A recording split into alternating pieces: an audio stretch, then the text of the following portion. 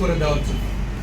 যদি বাতিল করতে না দেয় তাহলে দ্বিতীয় অপশন হচ্ছে যে এখানে শুধু ভারত না, চীন, পাকিস্তান, রাশিয়া, আমেরিকা প্রত্যেক রাষ্ট্রকে আপনি ব্যবসা করতে হয়।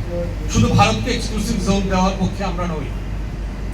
এবং আমরা এবি পার্টির পক্ষ থেকে বলছি, বারবার দাবি করেছি যে বাংলাদেশের স্বাধীনতা সার্বভৌমত্বের উপরে কোনো লেনদেন নাই, আমার জাতীয় স্বার্থ এবং আমার মর্যাদার উপরে কোনো লেনদেন নাই। আমি অন্য কারো অধিকারকে স্বীকার করি না।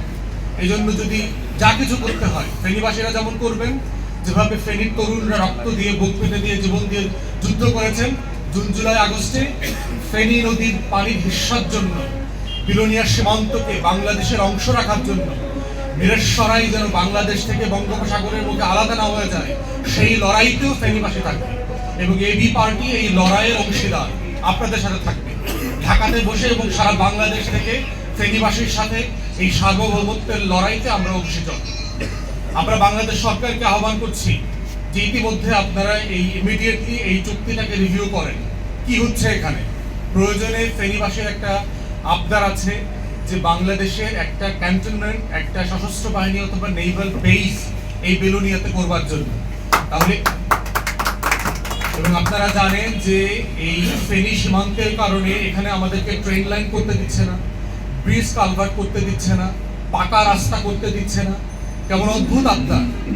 আমার দেশের ভিতরে, আমার মাটিতে আমি রাস্তা করব, ব্রিজ করব, ট্রেন করব, এটা ভারতের আপত্তিতে আমার 2 পয়সা কিছু যায় আসে না।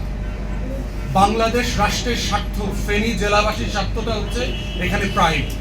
তাই আমরা অন্তর্বর্তীকালীন সরকারকে আহ্বান করছি, যে সকল উন্নয়নের কর্মকাণ্ড, কার্যক্রম গত 53 বছর থেকে বন্ধ হয়ে আছে, যেগুলো ফেনীবাসীর প্রাণের দাবি ছিল, এগুলোকে আপনারা ইমিডিয়েটলি শুরু করেন। ঢাকা থেকে ফেনীকে ট্রেন লাইনে কানেক্ট করেন। ঢাকা থেকে যে সকল ডেভেলপমেন্ট কাজ দরকার, বড় রাস্তা দরকার, সীমান্ত ঘিরে যে ডেভেলপমেন্টগুলো দরকার, সীমান্তের পাশের যে গ্রামগুলো আছে, মহল্লাগুলো আছে, এখানে কোনো উন্নয়নের ছোঁয়া লাগছে না। এবং ছোঁয়া না লাগবার কারণে যেটা হচ্ছে, স্থানীয় তরুণরা অবৈধ ব্যবসার সাথে জড়িয়ে যাচ্ছে।